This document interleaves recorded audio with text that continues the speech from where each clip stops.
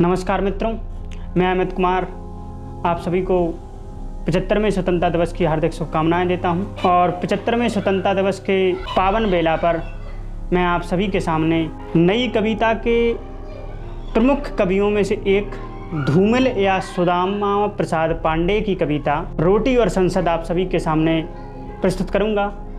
रोटी और संसद कविता मैं आप सभी के सामने इसलिए प्रस्तुत करना चाहता हूं क्योंकि मैं भी नागरिक हूं। वर्तमान में या स्वतंत्रोत्तर भारत या समकालीन भारत में स्वतंत्रोत्तर भारत से लेकर वर्तमान तात्कालीन भारत में रोटी की समस्या और गरीबी और बेरोजगारी का स्तर वही रहा।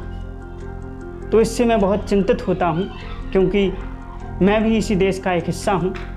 इसलिए मैं आप सभी के सामने नई कविता के प्रमुख कवियों में से एक धूमिल या सुदामा प्रसाद पांडे की कविता रोटी और संसद आप सभी के सम्मुख प्रस्तुत करूंगा। तो मित्रों, धूमिल या सुदामा प्रसाद पांडे ने जो कविता रोटी और संसद लिखी है वह उनके काव्य संग्रह कल सुनना मुझे की एक सबसे छोटी कविता है, जिस कविता में वो बताना चाहते हैं कि स्वतंत्रोत्तर भारत में किस प्रकार से बेरोजगारी थी, गरीबी थी और रोटी की समस्या थी, और उसके कारण किस प्रकार से वहाँ सामाजिक विसंगतियाँ आईं। गरीब और गरीब होता गया और पैसा वाला पूंजीपति और पूंजीपति होता गया, और उसका सहयोगी बने अफसर और हमारे प्रतिनिधि, हमारे जनप्रतिनिधि। तो मैं आप सभी के सामने वो कविता सुनाना चाहता हूँ। तो मित्रों, मैं आप सभी के सामने रोटी और संसद नामक कविता सुनाना चाहता हूँ। वो इस प्रकार है कि एक आदमी रोटी बनाता है, एक आदमी रोटी खाता है।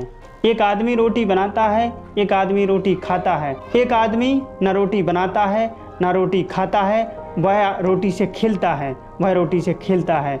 मैं पूछता हूँ वह तीसरा आदमी कौन है, क्योंकि मेरे देश की संसद मौन है।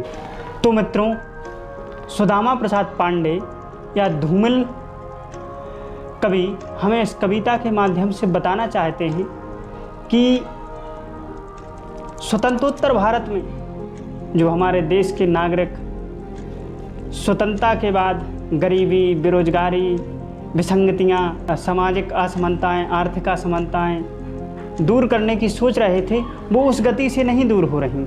आज भी लोग रोटी के लिए आलाहित हैं, तड़प रहे हैं। तो धूमिल जी ये बताना चाहते हैं कि एक आदमी वो है जो रोटी बनाता है, अर्थात गरीब या निम्न वर्ग, और एक व्यक्ति वो है जो रोटी खाता है, अर्थात मध्यम वर्ग, और एक व्यक्ति ऐसा भी है जो ना रोटी बनाता है ना रोटी खाता है, वह सिर्फ रोटी के साथ खेलता है।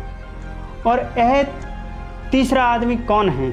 मैं देश की संसद से पूछना चाहते हैं कवि धूमिल कि यह तीसरा व्यक्ति कौन है, और देश की संसद इसका उत्तर नहीं देती है। लेकिन कवि धूमिल सांकेतिक रूप से बताना चाहते हैं कि यह तीसरे व्यक्ति कुछ नाम बताए हैं उन्होंने, वो हमारे जनप्रतिनिधि, अफसरशाही और पूंजीपति लोग हैं।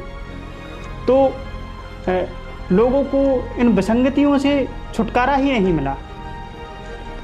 आज पूंजीपति और पूंजीपति हो रहे हैं, और जो अफसरशाही जो हमारी सेवा के लिए आए थे, कवि धूमिल बताना चाहते हैं, वह अपने आप को मध्यम वर्ग या मध्यम वर्ग में प्रवेश कराना चाहते हैं, और पूंजीपति और पूंजीपति हो रहे हैं। और एक देश का एक अधिकांश जनसंख्या रोटी जैसी मूलभूत आवश्यकता के लिए लड़ रही है, और अधिकांश लोगों का पेट खाली है। लोग दिन भर की मेहनत करने के बावजूद भी एक पोषक तत्व युक्त या एक संतुलित आहार लेने में सामर्थ्य नहीं है। इससे उनमें और भी दुर्गतियाँ होती हैं। तो मित्रों, क्या खूब कहा है किसी शायर ने कि एक गरीब की क्या गजब हंसी उड़ाई जा रही, एक रोटी देखकर 100 तस्वीर खिंचाई जा रही।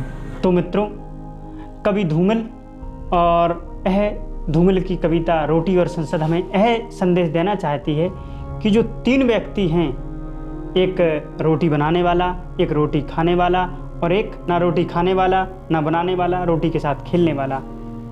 तो जो रोटी बनाने वाला है वो निम्न वर्ग है, जो रोटी खाने वाला है वो मध्यम वर्ग है, और जो रोटी सी के साथ खेलने वाला है वह अफसर, हमारे जनप्रतिनिधि और पूंजीपति लोग हैं।